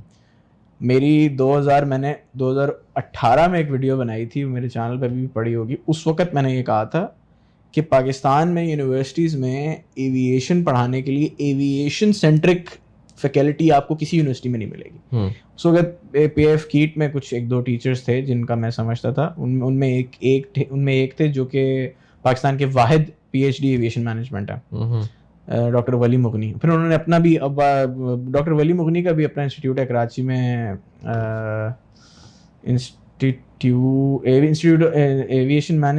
एविएशन इंस्टीट्यूट ऑफ मैनेजमेंट के नाम से, AIM के नाम से है. वो बेसिकली उनका कोलैबोरेशन है दुनिया की सबसे बड़ी एविएशन यूनिवर्सिटी के साथ, which is Embry Riddle aeronautical university, which is in Daytona beach, US. उनके साथ कोलैबोरेशन है बिकॉज वो उस यूनिवर्सिटी के एलुमनाई हैं, उन्होंने वहाँ से PhD की थी. तो वो पाकिस्तान में वाहिद ऑफिशियली डिक्लेयर्ड एम्ब्रे-रिडल के जो हैं वो रिप्रेजेंटेटिव हैं, फैसिलिटेटर हैं. वो एम्ब्रे-रिडल के जो है वो डिप्लोमा कोर्सेज ऑफर करते हैं पाकिस्तान में. वो इनफैक्ट उन्होंने अब जो है मैट्रिक पास बच्चों के लिए भी एविएशन के डिप्लोमा कोर्सेज, छोटे छोटे कोर्सेज जो है वो इंट्रोड्यूस कराएं कि अगर किसी को 9-10 से पता चल गया कि मेरा ये शौक है तो वो अपनी नरिशमेंट तभी से स्टार्ट कर सकते हैं. सेकंड ईयर फर्स्ट ईयर के साथ साथ हाँ, वो मतलब छोटे. उसके अलावा अगर आपको वाकई शौक है, आप अपनी अगेन आइडेंटिफाई करें आप क्या करते हैं. ग्रेजुएशन के लिए एविएशन मैनेजमेंट इज गुड, यानी कि अगर आप पायलट बन रहे हैं साथ एविएशन मैनेजमेंट कर रहे हैं आपका गुजारा हो जाएगा. यानी कि अगर आप एयरलाइन पायलट नहीं बन रहे तो एटलीस्ट आप कुछ ना कुछ एयरलाइन की एडमिनिस्ट्रेटिव साइड पे भी कर सकेंगे या ऑपरेशन साइड पे भी कर सकेंगे. उसके अलावा अगर आप चाहें तो आप अपना बैकअप किसी और फील्ड में भी रख सकते हैं. आप साथ साथ फ्रीलांसिंग कर लें, आप कुछ ना कुछ कर लें, ऑब्वियसली. ठीक है, ये तो हो गया. एक यही एविएशन से रिलेटेड ही फील्ड होती है, और एक मतलब एक टाइम था ऐसा जिसके अंदर बहुत ज़्यादा बूम भी आया था इस चीज़ में, एरोनॉटिकल इंजीनियरिंग. ओके, उसका क्या सिलसिला है? सर देखें, एक बहुत बड़ी मिसकंसेप्शन है. एरोनॉटिकल इंजीनियर जो है उसको समझते हैं कि जी बस वो जहाज़ का इंजीनियर है. एरोनॉटिकल इंजीनियरिंग, सॉफ्टवेयर इंजीनियर क्या करता है? सॉफ्टवेयर बनाता है. एरोनॉटिकल इंजीनियर जहाज़ बनाता है. ठीक है, वो जहाज़ डिज़ाइन करता है. एरोनॉटिकल इंजीनियरिंग में फिर आगे दो किस्में हैं, एरोस्पेस और एवियोनिक्स. एरोस्पेस डील्स इन जहाज़ के स्ट्रक्चर्स, कि भाई कौन सा पर कितना बड़ा होगा, इंजन का मुंह कितना बड़ा होगा. फिर एवियोनिक्स में वो आ जाते हैं इलेक्ट्रॉनिक्स में जहाज़ की, कि भाई कितने सर्किट ब्रेकर्स होंगे, किस सर्किट ब्रेकर से कौन सी तार चलेगी तो क्या होगा, तो ये तो. और फिर उसके बाद आप दोनों भी कर सकते हैं. ठीक है. So aeronautical engineering is totally वो आउट ऑफ द बॉक्स चीज़ है. उसके लिए पाकिस्तान में नस्ट है बेस्ट. उसके अलावा कोई बेस्ट नहीं है इधर. यहाँ पे वो वाली बात नहीं है कि अफोर्ड कर सके या नहीं कर सके, नस्ट ही नस्ट है ही नस्ट, और कोई ऑफर ही नहीं करता. ओके. IST में एरोस्पेस के नाम से एक दो चीजें हैं, लेकिन वो नस्ट का मुकाबला नहीं करती. नस्ट क्यों नहीं मुकाबला करती? क्योंकि नस्ट जो है वो सरकारी है. ओके. और उनका कॉलेज जो है वो कामरा में है, कॉलेज ऑफ एरोनॉटिकल इंजीनियरिंग, जो कामरा में पाकिस्तान एरोनॉटिकल कॉम्प्लेक्स है उनके साथ. तो आप बेसिकली वहाँ जो PAF के जहाँ जहाज असेंबल होते हैं, JF-17, मशाक, और वहाँ आप बेसिकली उस टाइप की वहाँ पे आपकी जो है ना ट्रेनिंग्स वगैरह वो सारी होती है. So aeronautical engineering deals in designing, new designing of the aircraft, उनकी वो सारी जो वो जो सारा हिस्सा है कि आपने जहाज बनाने हैं। आज से अल्लाह भला करे 100 साल बाद बोइंग कहती है हम पाकिस्तान में फैक्ट्री लगाते हैं, तो उनको एरोनॉटिकल इंजीनियर्स चाहिए होंगे। तो एरोनॉटिकल इंजीनियरिंग वो है, वो डिफरेंट चीज है। आप कर सकते हैं, आप करें, लेकिन फिर पाकिस्तान में as an officially commercial side पे आपके लिए कुछ नहीं। बाहर चले जाएं, फिर आप बाहर ही आइल्स करें, कनाडा चले जाएं। कनाडा, हाँ कनाडा चले जाएं। कनाडा में है बम्बार्डियर है और भी बहुत सारी कंपनीज हैं, ठीक है, लेकिन Europe is the hot location for aeronautical engineering। बेहतरीन हो गया। अच्छा, ये तो हमारा हो गया पायलट से रिलेटेड हो गया, क्रू से रिलेटेड हो गया, ये सारी चीज़ों से रिलेटेड हो गया, डिफरेंट डिपार्टमेंट्स का आपने हमें बता दिया। आपने हमें ये बता दिया कि एरोनॉटिकल इंजीनियर कैसे बन सकते हैं, क्या है, नस्ट है, ये सारी details. Aeronautical engineering by the way proper degree होती है। ओके, 4 साल की। यस, प्रॉपर डिग्री होती है और हर चीज़ के अंदर प्रॉपर इंजीनियरिंग वाली होती है। ओके, जो मैंने पीछे आपसे जिक्र किया था एयरक्राफ्ट मेंटेनेंस इंजीनियरिंग, वो थोड़ा डिफरेंट है, वो डिग्री नहीं होती, वो लाइसेंस ही होता है। करने से पहले बंदे को ये सारी चीज़ों को देख लेना चाहिए कि क्या डिग्री है, क्या नहीं है। वो वाली बात है कि डिग्री होती है, असली और नकली इस पे नहीं मत जाना। इस पे रहना कि मतलब आप जो करने जा रहे हो, आया वो डिग्री है, आगे आपको फ्यूचर में उसका कोई काम आएगा या नहीं आएगा, राइट? एग्जैक्टली। ठीक है, अब हम आते हैं ज़रा कुछ PIA की तरफ। ओके, थोड़ा सा दुश्मनी रह गया, मुश्किल सवाल PIA से रिलेटेड, क्योंकि आपका बहुत ज़्यादा, आप बार बार घड़ी देख रहे हैं, जल्दी में आप? नहीं, मैं वैसे ही। अच्छा, वैसे ही देख रहे थे। तो PIA से रिलेटेड थोड़ा सा कि बहुत ज़्यादा हमारी, मैंने ये सुना है कि भाई PIA ने एमिरेट्स एयरलाइन को बिल्कुल बेबी की तरह वो किया है और फिर उसके बाद चलाया भी है। ठीक है, आज एमिरेट्स कहाँ है, PIA कहाँ है? ठीक है, तो PIA आज आप, क्योंकि ये अपनी पॉडकास्ट वगैरह भी रिकॉर्ड करते हैं, ब्लॉग्स भी लिखते हैं, एविएशन से मतलब फील्ड में घुसे हुए हैं बिल्कुल ना, तो इस वजह से मैं ये सवाल से कर रहा हूँ कि भाई आज मैं जहाज वाली शर्ट नहीं पहन के आया बस, वरना जहाज वाली शर्टें भी बस एक उसकी कमी थी है। तो PIA पहले कहाँ थी, हाँ, आज कहाँ खड़ी हुई है, ओके, और आगे कहाँ होगी? ठीक है, हम थोड़ा इससे पहले कि मैं ये सारे सवालों का जवाब दूं, मैं आपको एक चीज़ कहता हूँ। आपके पास आपकी गाड़ी है जी, ठीक है, आप उससे बेपनाह मोहब्बत करते हैं, ठीक है, यू टेक ओनरशिप, आप उसका ख्याल रखते हैं, तेल पानी बदलाते हैं, पपियाँ भी करते होंगे शायद अपने टाइम। मैं ये बात क्यों कह रहा हूँ, क्योंकि आप उसकी ओनरशिप लेते हैं, आप उसे ओन करते हैं, आप उसकी जिम्मेदारी लेते हैं। PIA के साथ यही मसला है, PIA की कोई ओनरशिप नहीं लेता, कोई उसकी जिम्मेदारी नहीं लेता, ठीक है। अभी पहले कहाँ थी, आपका पहला सवाल, पहले कहाँ थी? PIA जहाँ पहले थी वहीं आज है और आगे भी यहीं रहेगी। ओके, इसकी वजह क्या है? आपको बहुत सुनने को मिलता होगा कि जी पहले तो जी PIA जैसी कोई एयरलाइन ही नहीं थी, एशिया की बेहतरीन एयरलाइन। क्यों? क्योंकि उस वक्त एशिया में कोई और एयरलाइन ही नहीं थी। ओके, एमिरेट्स कब बनी? 1985 में। इत्तेहाद कब बनी? 2003 में। कतर एयरवेज, सऊदी एयरलाइन हमारे टक्कर की एयरलाइन है, पुरानी है, लेकिन वो भी PIA जैसी है, ठीक है, क्योंकि PIA का business model, Saudi business model एक जैसा है। okay. एमिरेट्स, कतर, इत्तेहाद डिफरेंट है, क्योंकि उनकी लोकल ट्रैफिक कोई नहीं है, वो एक ही जगह से ऑपरेट करते हैं। लेकिन ये एयरलाइंस पहले एग्जिस्ट नहीं करती थी, ठीक है। सऊदी एयरलाइन भी जो अगर एग्जिस्ट भी करती थी तो उस वक्त इतना कंपटीशन और ये सारी चीजें और इतना कुछ नहीं था। बेसिकली सादा जमाना था, उस वक्त के हिसाब से जो कुछ हमारे पास था, that was the best we could have। अंधों में काना राजा, बिल्कुल, एग्जैक्टली। उस वक्त क्योंकि रीजन में कोई एज सच मेजर कंपटीशन नहीं था, रीजन में हम ही लीडर थे, क्योंकि और कोई था ही नहीं। एयर इंडिया में भी बहुत सारी चीजें, एयर इंडिया की भी प्रॉपर एक लेगेसी है, लेकिन हमारी इसलिए क्योंकि कराची जो है ना वो हब होता था। कराची में लुफ्थांजा, एयर फ्रांस, KLM, ये सारे जहाज स्टॉप करते थे रिफ्यूलिंग के लिए। और सिर्फ पाकिस्तान में, विद इन पाकिस्तान भी सिर्फ PIA थी 90s तक, उससे पहले उसके अलावा तो और कोई एयरलाइन थी नहीं। सही। सो इस वजह से जब आप वो कभी कभी हम सुनते हैं ना कि जी वो किसी ड्रामे में आते हैं, जी अम्मा देखे मैं फर्स्ट आया, कितने बच्चों में? 4 बच्चों में, ठीक है। तो हमारा वो हिसाब था पहले कि भाई हम इतनी, क्योंकि एयरलाइंस उस वक्त नहीं थी, कंपटीशन इतना नहीं था। सो उस वक्त के जो हमारे लोग थे, और उस वक्त हम ज़्यादा बेहतर इस वजह से थे क्योंकि उस वक्त एयरलाइन की ओनरशिप थी।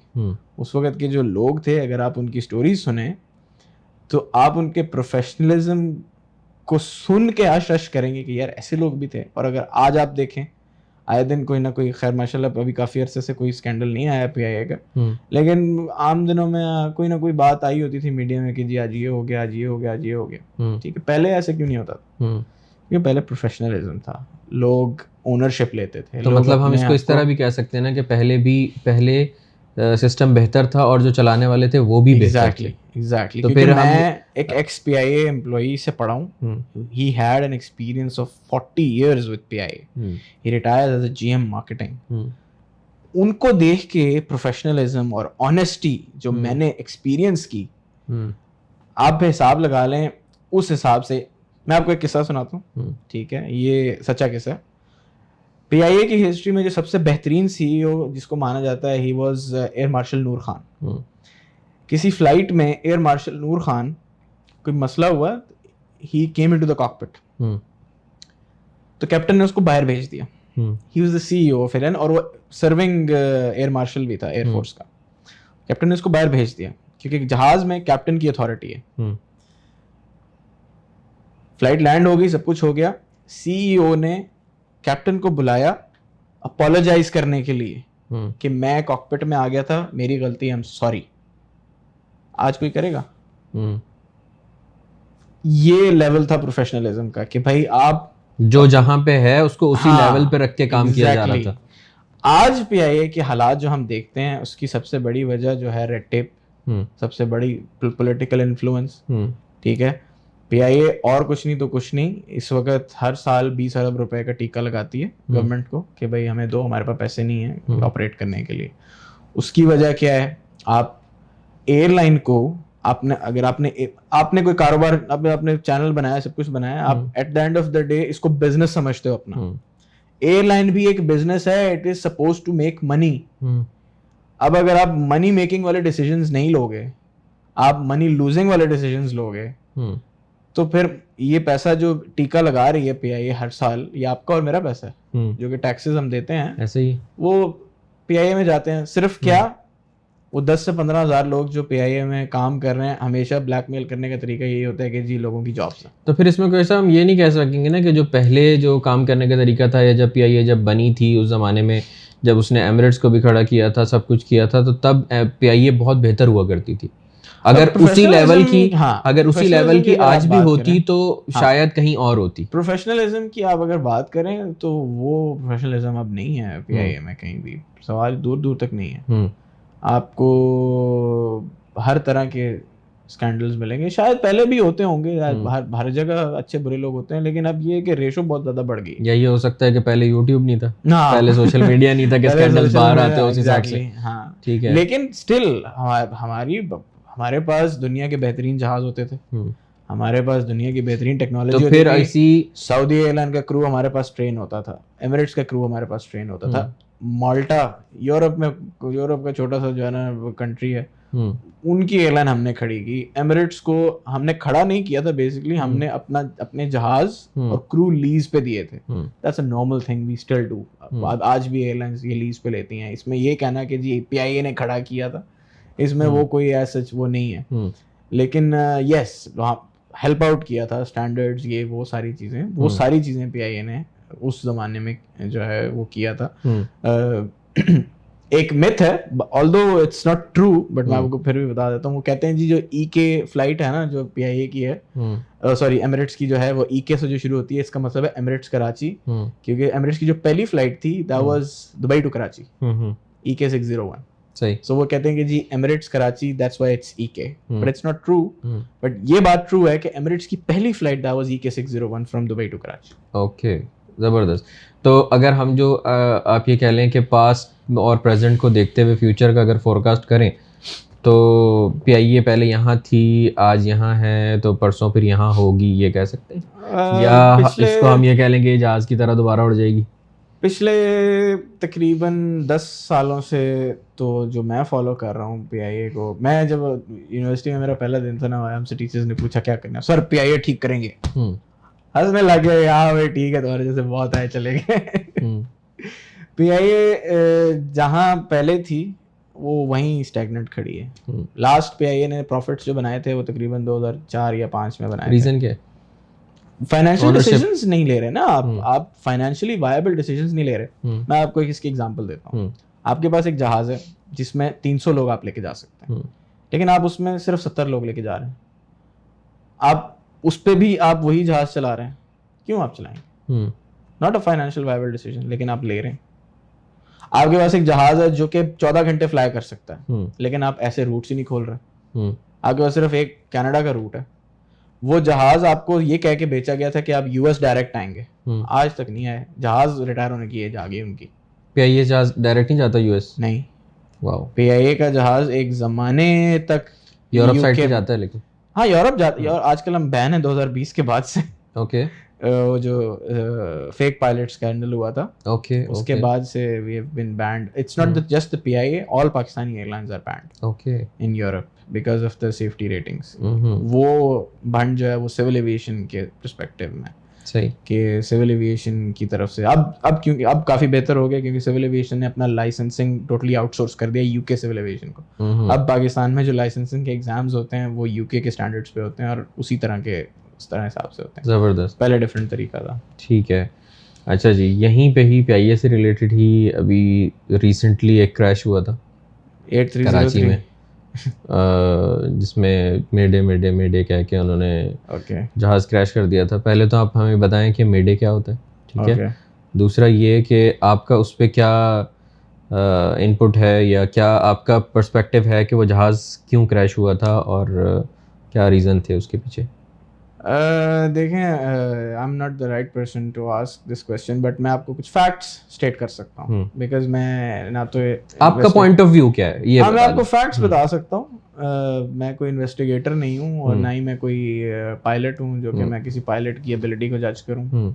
पायलट्स की एबिलिटीज़ को कभी जज नहीं करना चाहिए, क्योंकि वो ठीक है, वो उन सब जानों का जिम्मेदार है, लेकिन वो अपनी जान भी गंवा रहा है। ठीक है, उसने अपनी जान भी गंवाई है और वो अपने आप को डिफेंड करने के लिए जिंदा नहीं है। So we should not undermine their capabilities. और बहुत ज़्यादा यही होता है, जब क्रैश वो हुआ था तो उस वक्त सारी कौम जो है ना वो चढ़ गई थी कि जी पायलट ने ये किया, हॉट एंड हाई आ रहा था। साला तुम जो है ना इशारे पे खड़े नहीं होते और जो है ना तुम कप्तान को बता रहे हो जिसके बाद 18-20 हज़ार घंटे का है, इंसान है। और इससे पहले कि मैं कुछ फैक्ट्स जो है ना वो स्टेट करूं आपके सामने, उस दिन life and death was short of only 1 mile. सिर्फ अगर 6 सेकंड जहाज और ग्लाइड कर जाता तो वो लैंड कर जाता। 1 मील का फासला था, सिर्फ 1 मील। खैर, ये एक फैसिनेटिंग सी चीज़ है, बंदा सुन के हैरान हो जाता है कि सिर्फ 6 सेकंड की वजह से इतनी जानें चली गई और रह गई। हाँ, 2 लोग उसमें सरवाइव किए थे मिरेकुलसली। ऐसा है कि 8303 फ्लाइट बहुत नॉर्मल रूट था। कराची से लाहौर की फ़्लाइट है, नॉर्मल सी फ्लाइट है। और वो जो पायलट्स थे लाहौर से कराची यस, जो पायलट्स थे वो यही सेम रूट पिछले 3 से 4 दिन से फ्लाई कर रहे थे। 3 या 4 दिन फ्लाई कर रहे थे। तो मतलब उनके लिए रटा रटाया है। जैसे कि हम यहाँ से अभी अगर ऊबर से शर्फिया जाना है तो सीधा ठीक है, जाएंगे नहीं, रश बहुत होगा, लेकिन उनके लिए हर चीज रटाई है कि भाई कैसे कैसे कैसे।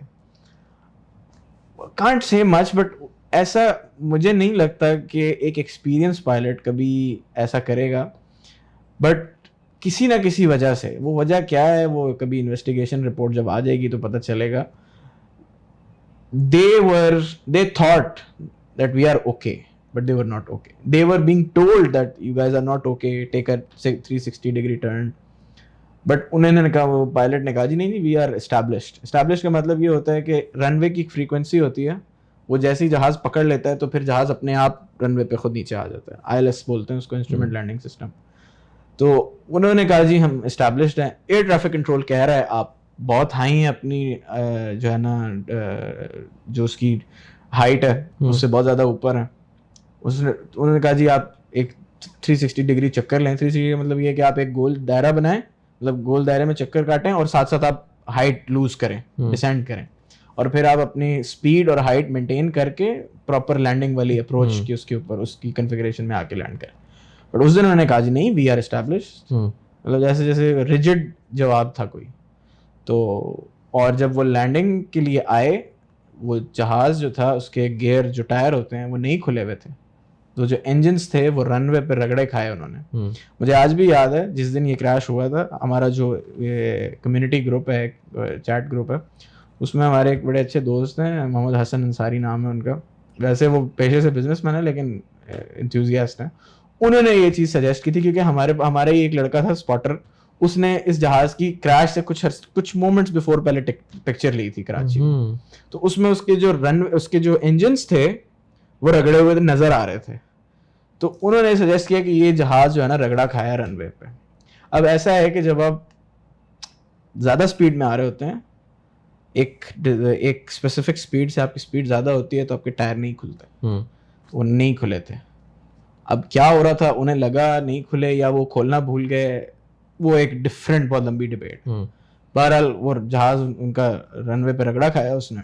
उन्होंने क्या किया, जब उन्हें पता चला, महसूस हुआ कि भाई रगड़ा खाया, उन्होंने फुल थ्रॉटल दिया कि हम गो अराउंड करते हैं। गो अराउंड का मतलब ये होता है कि हम दोबारा चक्कर काट के लैंडिंग की अटेम्प्ट करते हैं, और उन्होंने वही की। लेकिन उनके साथ अनफॉर्चुनेटली ये हुआ कि 3000 फुट से भी कम की हाइट थी उनकी, और उनके दोनों इंजन फेल हो गए क्योंकि उन्होंने रगड़ा खा लिया था। दे वर डैमेज्ड। जब आपकी इंजन आपके लूज हो गए, now you don't have any power. अब आप पावर जनरेट नहीं कर सकते। आपकी गाड़ी का इंजन बंद हो जाए, आपकी गाड़ी वैसे चलती रहेगी जब तक उसमें एनर्जी है, लेकिन आप उसको पावर नहीं दे सकते, आप उसको एक्सेलरेट नहीं कर सकते। जहाज के साथ भी यही था, पावर नहीं दे सकते। अब आप उसको ग्लाइड करके किसी तरह ला सकते हो। They were basically trying to glide, और ग्लाइड करते करते वो वापस आना चाह रहे थे। 1 माइल शॉर्ट।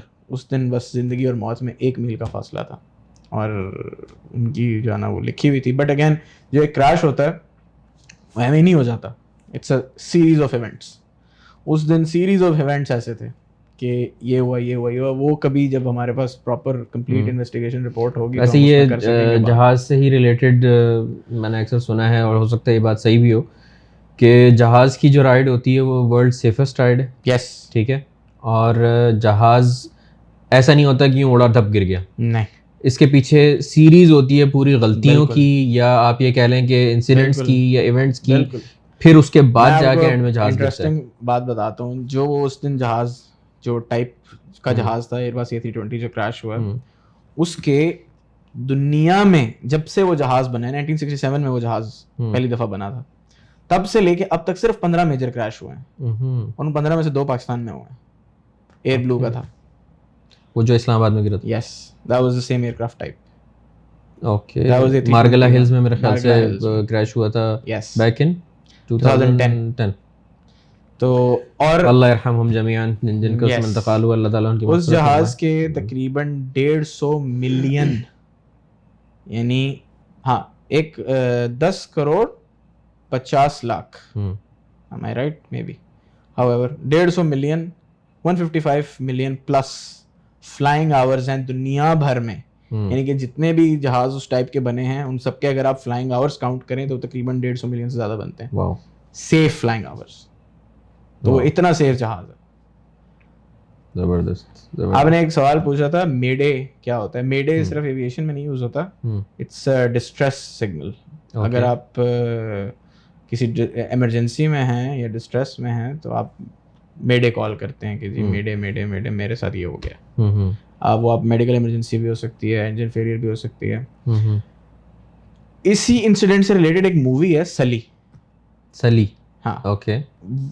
वो यूएस में, that's a real story, true story. 2009 में यूएस में सेम एयरक्राफ्ट टाइप, वो लोगोर्डिया से टेक ऑफ हुआ था। तो जैसे ही वो टेक ऑफ हुआ उनको बर्ड स्ट्राइक हुई और उनके दोनों इंजन फेल हो गए 3000 फीट पे। लेकिन वो पायलट जो था, हाजत दिमागी उसकी ऐसी थी कि उसने न्यूयॉर्क में हडसन रिवर पे लैंड कर दिया, और सारे के सारे पैसेंजर्स सेफली। उस पे केस भी हुआ था बाद में, फिर केस भी हुआ और वो जीता भी था। उसी के ऊपर उसकी मूवी है। His name was कैप्टन सली सलनबर्गर। ओके। तो उनके ये मूवी का मैंने सुना था, मुझे इसका नाम नहीं पता था। सली, ये मैं अब देखूंगा। SULLY, नेटफ्लिक्स पे है आई गेस। ओके। बहुत जबरदस्त मूवी है। आजकल एक मूवी आई हुई है इंडियंस ने बनाई है, रनवे 34, वो भी बड़ी अच्छी है। थोड़ा सा उसमें है बंशन है, लेकिन वो बहुत तो अच्छी है। लेकिन उसका जिस तरह से वो इन्वेस्टिगेट किया है और जिस तरह उसने प्रूफ किया है, मेरे ख्याल से ये भी एक ट्रू स्टोरी पे बनी हुई है। आई am not sure, I don't think so. Okay, ऐसी कोई लैंडिंग नहीं होती कि जा रहा से गिर रहा है और आप जा रहे हैं, ऐसा नहीं होता सर। ऐसा सिर्फ फिल्मों में होता है, वो भी बॉलीवुड की। एक और मूवी है, अगर आपने क्रैश से इस तरह की देखनी है, दैट्स कॉल्ड फ्लाइट। उसमें पायलट जहाज उल्टा कर देता है, इन्वर्ट। वो भी नेटफ्लिक्स पे है, वो भी देख सकते हैं। और अगर आपको प्रॉपर एविएशन का शौक है तो आप टॉप गन के दोनों पार्ट्स देखें, आपको मोहब्बत हो जाएगी जहाज़ों से। जबरदस्त। टॉप गन के जो भी रिसेंटली आया है, मैं को 150 दफ़ा देख चुका हूँ घर पे बैठ के। वाओ। एनीवेज क्रश साहब, बड़ा अच्छा रहा। एविएशन तो इतनी बड़ी फील्ड है, हम इसमें तो कहाँ से कहाँ निकल सकते हैं, लेकिन ये है कि बहुत बड़ी सर। जितना हम इतनी सी देर में कवर कर सकते थे, हमने कवर करने की कोशिश की, और उम्मीद है कि आप लोगों को भी ये चीज़ हेल्प करेगी। और अगर आप लोगों को मज़ीद इससे इन्फॉर्मेशन चाहिए हो तो आपका इंस्टाग्राम वगैरह दे सकता हूँ, इजाज़त है? हाँ, मैं बेसिकली अब इंस्टाग्राम पे जब मुझे इंडिविजुअली मैसेजेस आते हैं तो वो मेरे लिए रिप्लाई करना थोड़ा मुश्किल हो जाता है। कहाँ पे आप एक्सेसिबल हैं? आप ईमेल करें, ठीक है। मैं हर हफ्ते एक जो सीरीज ऑफ क्वेश्चंस होंगे मैं उनका डिटेल जवाब देने के, कभी कभी मैं फ्रस्ट्रेट हो जाता हूँ, मैं कभी कभी किसी को कुछ ना कुछ कह भी देता हूँ कि यार क्या तुम फजूल सवाल कर रहे हो, तो मुझे फिर ये है कि मैं उस चीज़ से बचने के लिए, क्योंकि बंदा मूड होता है। तो अगर आपको कोई भी किसी भी नीचे आप डिस्क्रिप्शन में ईमेल दे दीजिएगा, ठीक है, उस पे आप उससे सवाल कर किसी भी किस्म का कोई भी सवाल हो, कुछ भी हो, तो आप क्रॉय साहब को ईमेल कर सकते हैं। ईमेल यहाँ पे स्क्रीन पे सामने भी लिखा हुआ आ रहा है, डिस्क्रिप्शन के अंदर भी है। इनका अपना चैनल भी है जिस पे ये यही एविएशन से रिलेटेड पॉडकास्ट वगैरह रिकॉर्ड करते हैं और बहुत डिटेल्ड होते हैं। कहाँ पे यूएस में कैसे पढ़ने जाना है, यूके में पढ़ने कैसे जाना है, ये सारे हाउ टू से रिलेटेड इनकी पूरी एक प्लेलिस्ट है। मैं उसको डिस्क्रिप्शन में भी डाल दूँगा, आप इनके चैनल पे भी जाके चेक कर सकते हैं। और जो भी किसी भी किस्म की मेरी तरफ से कोई भी कोई हेल्प लेने आए तो प्लीज़ आप उनकी ज़रूर हेल्प कीजिएगा। कोई भी हो आपकी तरफ से कोई स्पेशल हेल्प तो नहीं करेंगे ना, लेकिन हेल्प करिएगा। हाँ, हेल्प करेंगे ज़रूर जहाँ तक हमसे हो सकता है गाइड करने में, और कैसे और क्या। मैं अपने हर गेस्ट से जो भी मेरे पॉडकास्ट पे आता है उससे ये एंड में जाते जाते पूछता हूँ कि एनी एडवाइस, एनी फीडबैक और एनी मोहब्बत फॉर सलमान इमदाद। सर आपके साथ आपको मज़े की बात बताऊं, आपके साथ भी जो हमारा ताल्लुक स्टार्ट हुआ था ना, वो आपके PIA के व्लॉग से स्टार्ट हुआ था। बिल्कुल याद है मुझे। बिल्कुल याद है ना? बिल्कुल याद है। तो देख लें एविएशन ने कहाँ से कहाँ में पहुँचा दिया। तो खैर ये है कि आपके लिए जो हमारे पास अल्फाज हैं वो ये हैं कि आप जो बस कर रहे हैं ना, बस करते रहें और जारी रखें। कहीं ना कहीं किसी ना किसी तरफ आप निकल ही जाएंगे इंशाल्लाह। इंशाल्लाह, ठीक है। और ये जो भी आपने पॉडकास्ट का सिलसिला स्टार्ट किया है, इसको रोकिएगा नहीं। हफ्ते में अगर आप एक कर रहे हैं तो आप इसको करते रहिए, भले आपको सोलो करनी पड़े, रोकिएगा नहीं। क्योंकि इंफोटेनमेंट एंटरटेनमेंट से ज़्यादा बेहतर है, मैं ये समझता हूँ। बिल्कुल। एंटरटेनमेंट के लिए तो टिकटॉक भरा पड़ा, ठीक है। यूट्यूब पे बहुत कुछ मिलता है, लेकिन वो बेसिकली ओवरकिल हो चुका है एंटरटेनमेंट के नाम पे। सो बेहतर ये है कि इंफोटेनमेंट हो, गपशप के साथ साथ कोई थोड़ी बहुत जो है वो कोई नई चीज़ आपको सीखने को मिल जाए, तो ये बहुत अच्छी चीज़ है। मेरी पॉडकास्ट में बेसिकली टोटली एविएशन है, तो मैं उस चीज़ को थोड़ा सा हर कोई उससे रिलेट नहीं करता, बट स्टिल वो आपको अगेन एविएशन में आपको बहुत कुछ सीखने में मदद करेगी। मैंने अभी अपना सीज़न 1 कंप्लीट कर लिया, जिसमें मैंने यही हाउ टू और ये सारी चीज़ें कैसे होती हैं वो कर दी हैं। अब मैं सोलो पॉडकास्ट की तरफ पॉडकास्ट पे आऊँगा, जिसमें मैं बहुत इंटरेस्टिंग डिस्कशंस किया करूँगा इसी तरह के इंसिडेंट्स के ऊपर या करंट अफेयर्स के ऊपर। तो इंफोटेनमेंट का जो एक मोड है ना, वो जारी रहना चाहिए ताकि किसी को कोई फ़ायदा हो। बिल्कुल सही है। किसी को कोई फ़ायदा होगा तो बस समझें कि मकसद पूरा हो गया। ज़बरदस्त।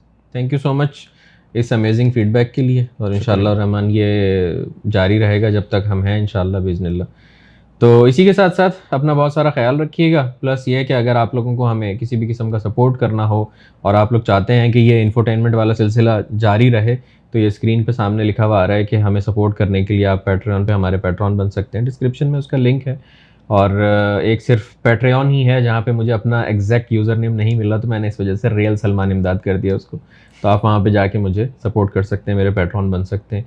तो वो पैसा जो भी होगा, जो भी आप लोगों की सपोर्ट होगी, वो इसी सारी चीज़ों में लगेगा, सेटअप में लगेगा, कैमरे में लगेगा, गेयर्स में लगेगा, इधर उधर लगेगा। आप लोगों की सपोर्ट जो है वो हम लोगों के लिए बहुत मायने रखती है। अपना बहुत सारा ख्याल रखिएगा सर, आप भी अपना बहुत सारा ख्याल रखिएगा। कोई अगर बात हो तो कह दीजिए, वरना यह है कि कुरैशी साहब का सारे चैनल वगैरह जो भी सब चीज़ें हैं सब डिस्क्रिप्शन में जाके सपोर्ट कीजिएगा, सब्सक्राइब कीजिएगा, और एविएशन से रिलेटेड कुछ भी जो हो भाई हाजिर है। मैं ये कह सकता हूँ कि पाकिस्तान में एविएशन से जो रिलेटेड इस तरह की जो गपशप वाली वो वाला चैनल है वो सिर्फ मेरा है, और कहीं नहीं है। देख लो वो करो, आप भी कहते होते हैं वो करो जो कोई नहीं कर रहा। बिल्कुल सही है, सही है ना। गुड लक, बहुत शुक्रिया। अल्लाह ताला आपको कामयाब करे, इंशाल्लाह हमें भी कामयाब करे और आप सब लोगों को भी कामयाब करे। आमीन, जज़ाकल्लाह खैर, अल्लाह हाफिज़।